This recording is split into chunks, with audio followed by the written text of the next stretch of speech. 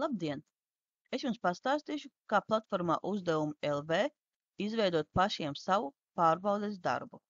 Ieejot platformā, nospiežot uz sākums, ir redzams šāds lapas interfejs. Spiežam Jauns pārbaudes darbs.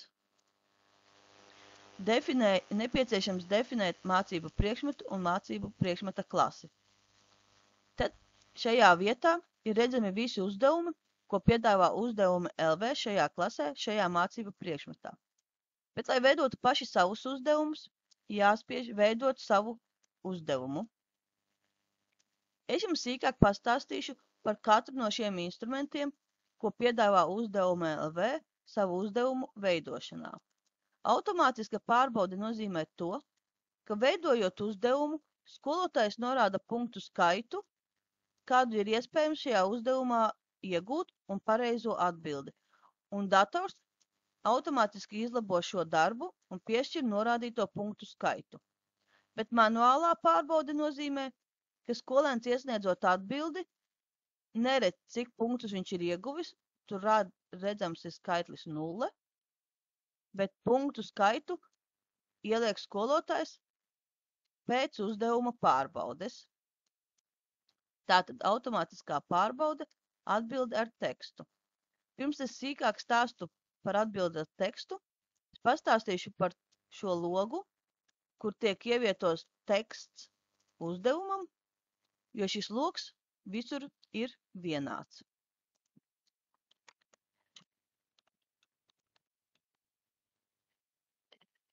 Tātad šie rīki, līdzīgi kā Wordā, ir teksta formatēšanai.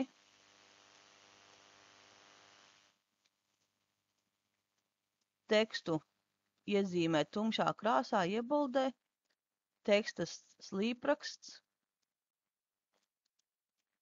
teksta pasvītrošana. Tas, kas varētu būt aktuāli matemātikai, ir skaitļu indeksu veidošana,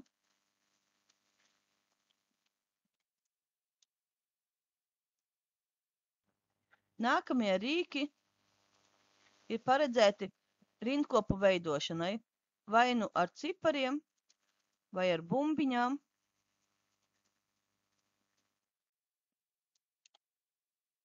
Iespēja ievietot linku. Mēs dodamies, piemēram, uz YouTube, izvēlamies kopīgot, nokopējam linku un to ievietojam.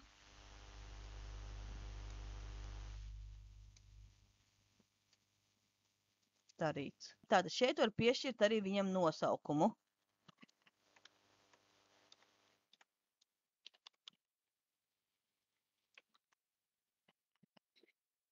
Darīt. Parādīšu, kā tas izskatās bērnam. To var redzēt šeit, spiežot uz priekšskatījums. Lai skatītos priekšskatījumu, ir jāievada arī pareizā atbilde. Var definēt, vai ir svarīgi rakstīt ar lielo sākuma burtu vai nē. Un šo dators vērtējot sniegto atbildi ņems vērā. Priekšskatījums. Šādi izskatīsies tas, ko redz bērns. Atbildes lodiņā viņš rakstīs atbildi. Uzklišinot uz šo zilo linku, viņam tiek atvērts YouTube video, ko viņš var noskatīties. Vēl ir iespējams ievietot tabulu, sadalīt šo tabulu sīkāk. Šis ļauj palielināt vai pamazināt visu ekrānu. Pievienot attēlu šeit.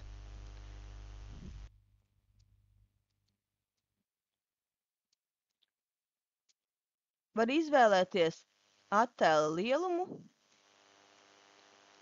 un vietu, kur atradīsies attēls. Augšā uzdevumam, apakšā pa labi vai pa kreisi. Un visu nepieciešamo informāciju iekļaus šajā attēlā. Tiek piedāvāts pievienot failu, kas būs pieejams skolēnam darba izpildes laikā. Ja,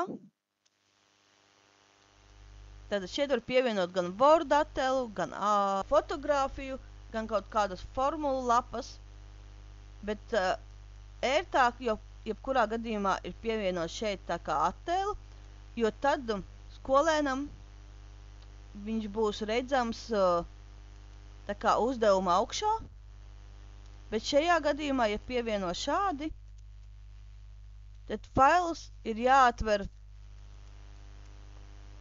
jaunā logā. Priekšskatījums veidojas diezgan lēni, viņš izveidotos, un jūs varētu apskatīt. Tad šobrīd jau ir izveidojies priekšskatījums, un tas izskatīsies šādi. Un ja šeit būtu formula, tad bērns to redzētu un varētu izmantot. Uzdevums ar tekstu svarīgi norādīt pareizo atbildi ar tekstu, vārdu vai teikumu, kā arī ir iespējas definēt, pārbaudīt lielos burtus vai nepārbaudīt. Spiežam turpināt. Šeit mēs norādām materiālu nosaukumu, uzdevumu grūtības pakāpi zema, vidēja, augsta un piešķiram punktu. Punktus ir iespējas piešķirt tikai līdz 5 punkti. Tad 6 punktus nav iespējams piešķirt. Un definējam mācību priekšmetu, kādā šis jautājums ir. Un spiežam turpināt. Mēs esam izveidojuši pirmo jautājumu, kas ir redzams šeit. Mēs varam veidot nākamo. Skaitliskā atbilde. Jautājumu veidot tieši tāpat, kā jau tika izstāstīts. Atbildi norāda ar skaitli. Un šeit var ievietot paskaidrojumu, kā skaitlis jāievada, ja tas ir nepieciešams. Arī šeit var pievienot attēlu. Un visu tāpat kā iepriekš stāstīts. Attiecībā uz matemātiku šeit var arī ievietot formulas, kas šeit ir aprakstīts, kā to var izdarīt.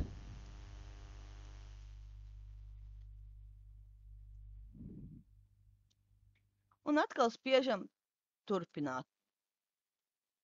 Un veidojam vēl vienu uzdevumu. Testveida uzdevums.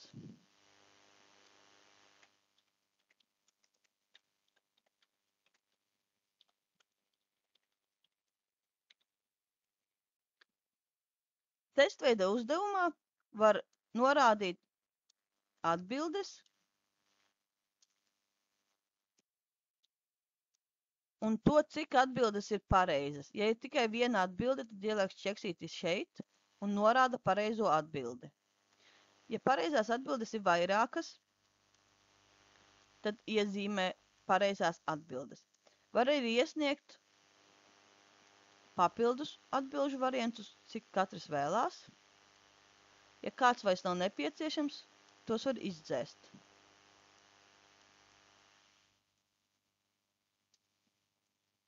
Ja tikai viens pareizo atbilžu variants, tad vairāk par vienu nevar iezīmēti. Un atkal saglabājam uzdevumu. Tātad šie 3 bija uzdevumi, kas veidoti ar automātisko pārbaudi. Nākošo uzdevumu veidosim ar manuālu pārbaudi. Šeit uzrakstot tekstu,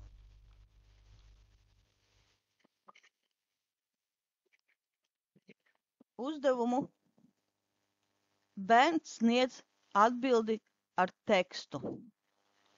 Priekšskatījumā tas izskatās šādi. Bērns atbilžu logā raksta jebkāda lieluma, jebkādu tekstu. Skolotājs šeit norāda iegūstamo punktu skaitu, bet tie punkti nav redzami, kad bērns darbu iesniegs. Bet arī šajā gadījumā nevar ielikt vairāk par 5 punktiem, un nevarēs arī tad, kad izlabos, ielikt vairāk par 5 punktiem. Šajā gadījumā pie uzdevuma parādījās izsaukuma zīme. Tas norāda, ka uzdevums ir manuāli labojams. Un pēdējā iespēja ir atbilde ar failu.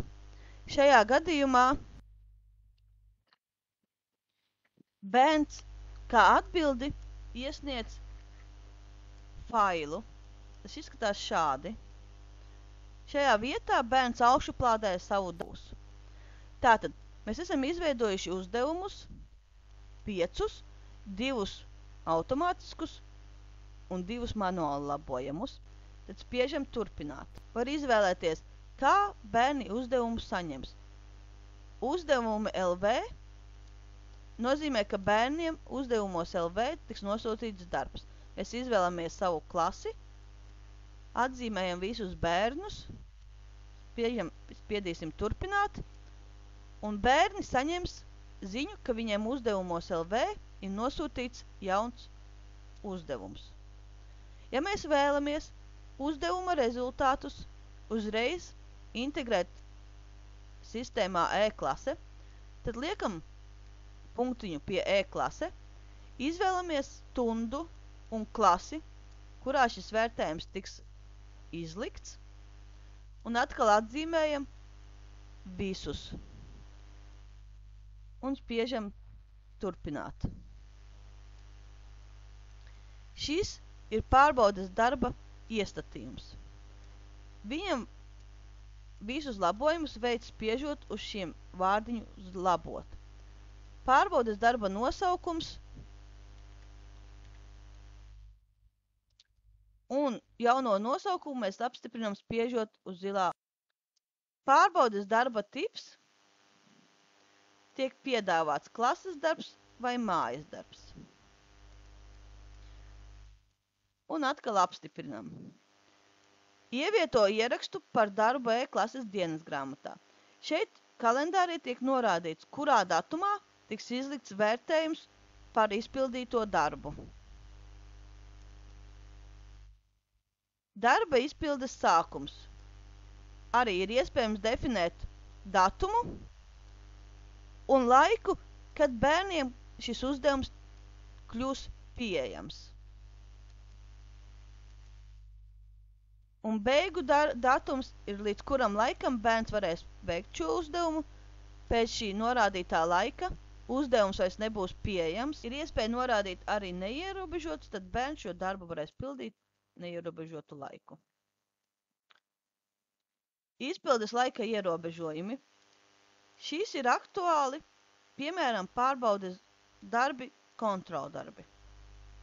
Kad ir iespēja ievietot ierobežots izpildes laiks, piemēram, 3 stundas, un šo 3 stundu laikā ir jāizpilda pārbaudes darbs.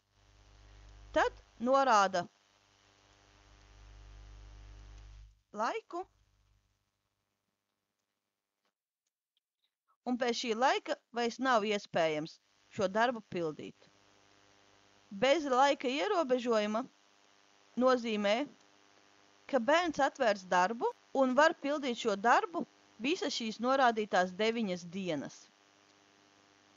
Pēc darba atvēršanas viņš var iet atkārtoti darbā, turpināt viņu darīt, bet, ja ir ierobežots izpildes laiks, tad atverot darbu, 3 stundu laikā viņš ir jāizpilda. Tas nozīmē, ka jebkurā laikā, šo 9 dienu laikā, bērns ieiet, atver šo darbu, bet no darba atvēršanas mirkļa 3 stundu laikā darbs ir jāļaut skolēniem apskatīt rezultātus un atbildes. Uzreiz pēc darba izpildes, kad darbu beiguši visi dalībnieki pēc pārbaudes darba. Ja ļauj skolēnam apskatīt rezultātus uzreiz pēc pārbaudes darba izpildes, viņš redzēs automātiski izlabotos darbus un tur iegūto punktu skaitu. Līdz ar to viņam pastāv iespēja dalīties ar saviem rezultātiem arī ar klases biedriem. Kad darbu beiguši visi dalībnieki, nozīmē, ka tikai tad, kad visa klase būs beigusi šo darbu, bērnam būs redzami rezultāti, vai pēc darba pārbaudes. Tas ir tā, ka visi punkti ir redzami tikai tad, kad skolotājs ir veicis pārbauda. Darba apraksts var ievietot, kā uzdevumi jāpilda, cik ilgs laiks būs, un jebkādus komentārus par šo darbu. Svarīgi, lai pārbaudas darba izpildē skolēnam ir nepieciešams e-klases profils. Un šeit ir redzami visi izveidotie uzdevumi un punkti, kādus ir iespējams iegūt. Skolēni, kuri šo darbu saņems, un spiežam nosūtīt skolēnam, un skolēni darbu var doties un pildīt. Paldies par uzmanību!